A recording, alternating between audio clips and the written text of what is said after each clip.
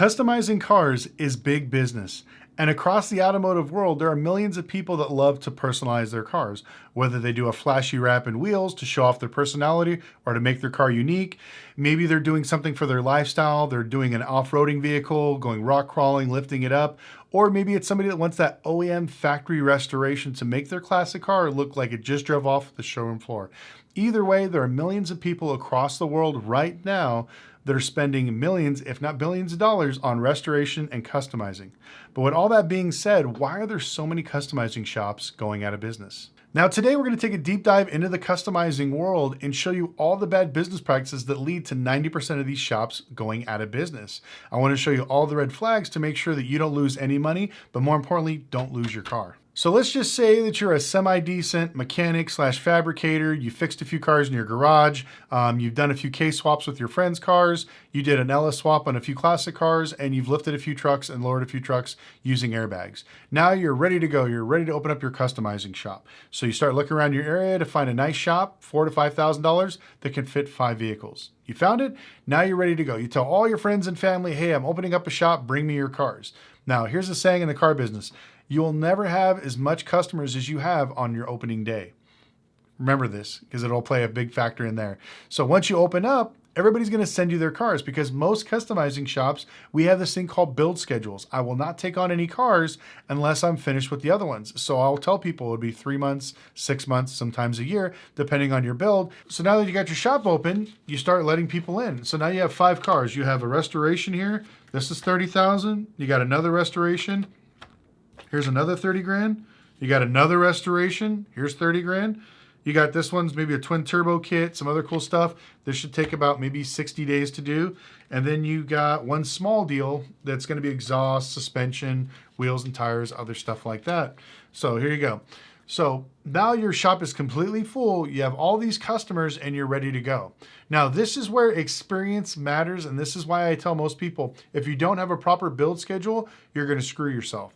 So this guy's probably looking at this like, wow, I can restore this car in 6 months. You probably could if this was your only car and you had to focus on this and you were working from your home and you can go there all day, all night. You could probably knock out that restoration. But now you have 3 restorations on top of that. So now you went from 6 months to 12 months to possibly 18 months. So you've doubled, if not tripled your time. Because remember, when you first open up a business, you may have maybe just yourself or one other individual to help you. So your timeline gets completely skewed. So now let's just say that these cars are going to take anywhere from 12 to 14 months to get started and finish. Now the 60-day Mercedes twin turbo kit should be pretty easy. No big deal. But once again, that's only if you're working on this. Now you add this to this cars. Now this, easy 60-day thing is probably going to be maybe a 90 to 120-day thing. And this in and out real quick, 30 days, suspension, wheels, muffler, everything else like that, it'll be in and out in less than 30 days, no problem. But remember, now you're one guy working on all these cars. Now this may jump to 60 days to possibly 90 days because you have all this going on. Now, here comes the first fatal flaw. Once these guys get the money, and that's if the customers give them all the money up front, which some do, which I don't understand why, but let's just say they do the right thing and they order all the parts up front, which 90% of them don't do. They usually spend all the money and then they're scraping by trying to take on work, which I'll get in here in a minute. So let's just take a big chunk of this out. Okay, I bought all the parts, I paid for the wheels, everything else I need to do, the paint. I do this on all these cars. Go all the way through. We're taking big chunks of these out just to make sure that we can buy all the parts we need. All right. So there we go. So now we got all the parts paid for. We're good to go. The only thing left is our profit / labor, right? So at the end of 30 days, where are we at? Well, the Bugatti is torn down all the way. The Mercedes, maybe the front end's torn off. Still a lot of stuff not together. The Lamborghini, it hasn't even been touched. It's just sitting there. The Mercedes, the parts have been ordered. The Ford, same thing. It's all torn apart. Parts have ordered. We're just waiting for everything to come in. But it's been 30 days. You got to pay your bills and you got to pay the shop bills. So we're going to take a chunk of money from each of these. All right, let's just fast forward to day 90 now. So all these cars have been in the shop for 3 months. Let's start off with the Ford. Well, the Ford's parts came in day 60. They had enough time to finish it out, and this car is gone. But there's been 2 months of rent taken out, plus let's say he has one employee. The car's finally leaving. and he's only making a few bucks. Now he's ready to start another project. But what is that project going to be? We don't know. He's probably going to take the one with the biggest amount of money, which sounds funny. But we're just going to leave this here. The Mercedes, it's day 90. Customer's upset. He said it was 60 days. He's still working on it. It's almost done. Probably another 5 to 10 days and this thing will be out. But once again, it's been 2 months. We got to take some money off. We got to pay bills. The Lamborghini, customer's upset. It's been there for 90 days. It's barely been touched. The car's been slightly torn apart. But once again, we have to take off overhead off this car. Same thing with the Mercedes. The Mercedes is finally torn apart. Customer's a little upset. He was hoping there'd be more progress with his build, but that's okay. He's still happy with the progress. And then the Bugatti, the one that basically was torn apart first. Now this one maybe is sandblasted. It's back in the primer, and it's looking kind of like a car. Customer seems somewhat happy, but we still got to take off a few bucks for overhead. Now let's fast forward to month 6. A lot of these cars should be gone. So the Mercedes should be gone, but if they've taken out 2 months of rent, now they're in the red. So when this car leaves, they've actually lost money. So the whole time it was sitting there, it was costing them one single space they couldn't bring another car in, and it costing them more money. Since then, let's just say they brought in another car, and they were so desperate because remember, when shops start doing customizing, they try to bring whatever money they can into the fold. So let's just say they take in this car, supposed to do another muffler exhaust. They do it for half the price just to keep the money flowing. Another 6 months went by. Now this car is completely torn apart. Customer's upset because, the car's not looking as good as the Bugatti. The Mercedes customer's upset because this doesn't look as close to the Bugatti. This one's in primer. Car's being put back together. The Bugatti, the customer's somewhat happy because the car's put together, the motor's in there, they're kind of figuring out the drivetrain and starting to look more like a car. Now, this is the breaking point for 90% of the shops because when you take on these big projects, it's eating up all your time and all your money.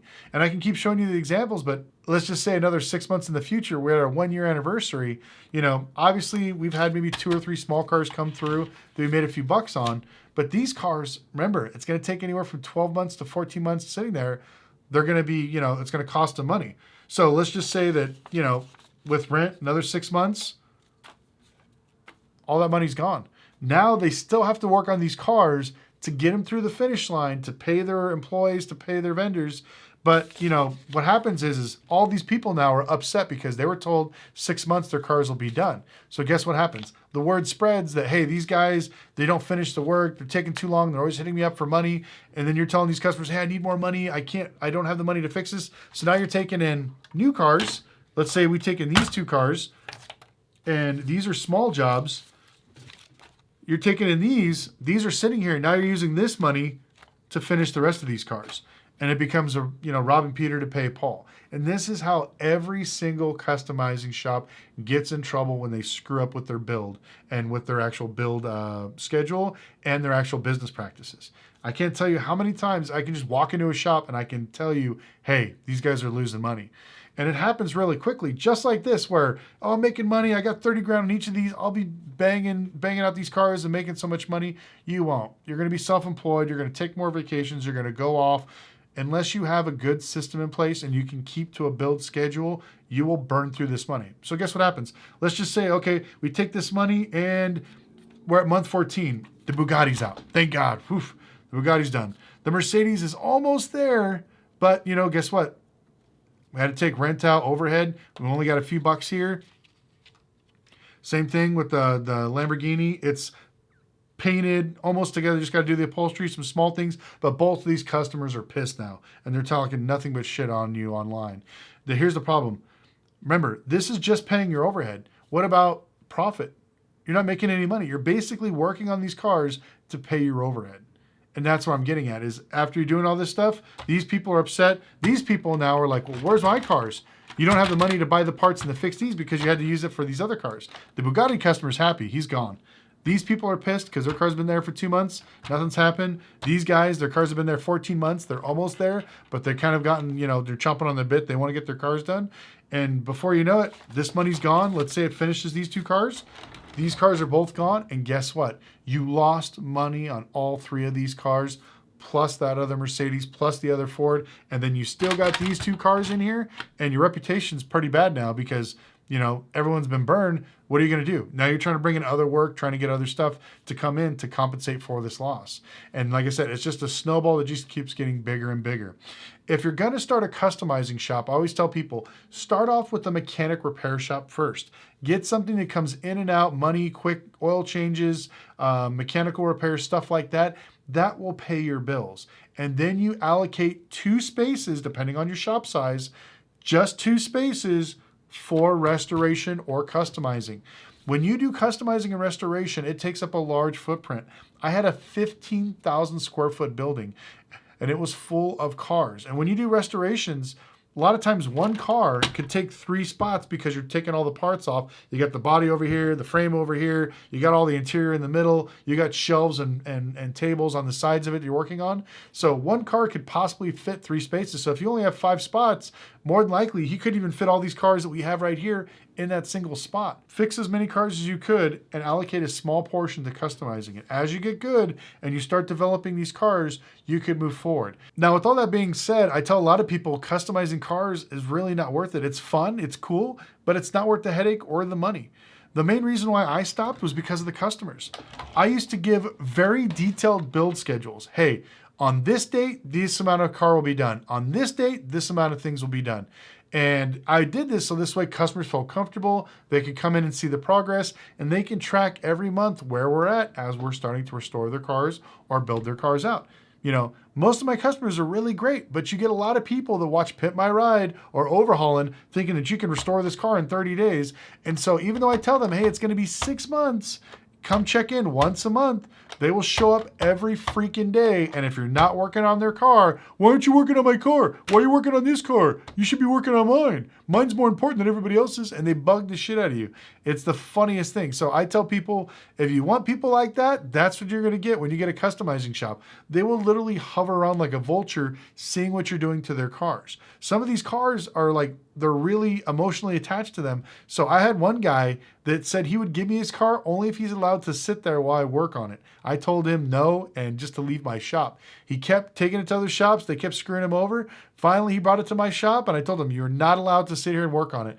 And then one day he showed up and would not leave. And I told him, if you don't leave, I'm going to push your car outside and you can go take it somewhere else and get ripped off. I was like, I'm not going to deal with it. But that's some of the stuff you have to deal with when you're dealing with restorations and other things. Another one is the skill level.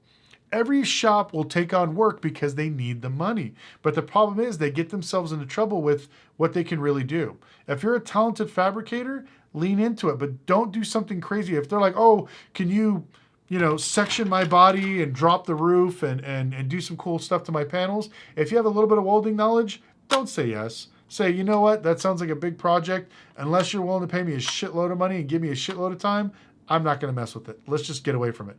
But every fabricator and every shop that customizes is desperate for it. They always say yes. They take it in and they get basically upside down or in their head. I've had a friend's shop that literally, he wanted to open up a customizing shop because he loved cars so much. He would pay people like me and other people to fix the cars, and then he would charge the customer. So he would bring this car to my shop, pay me, $200 an hour to build this car. And then when I was done, I'd hand him a $10,000 bill. And then he would go to the customer trying to get 10 grand to pay for it because he didn't want to, show that he wasn't able to do the work. And so this is what a lot of people do. It's basically a big shell game. So if you're thinking about getting into customizing, only do what you are known to do. If you're a person that's not going to do it yourself, make sure that you team up or work with people that are skilled in that area, and you want to have them show proof.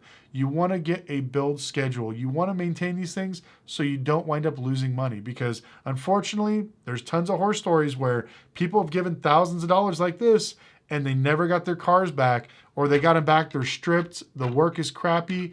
And this is why so many people hate customizing shops, and this is why so many of them go out of business. But anyways, I'd love to know your opinion in the comment section below. Let me know if you guys have been burned by a customizing shop. If there's one in your area, mention them in the comments below so this way other people can watch out for them. But that's why you'll never see one that's been around for a very long time, because they always get burned because they're doing shady stuff or they run out of money.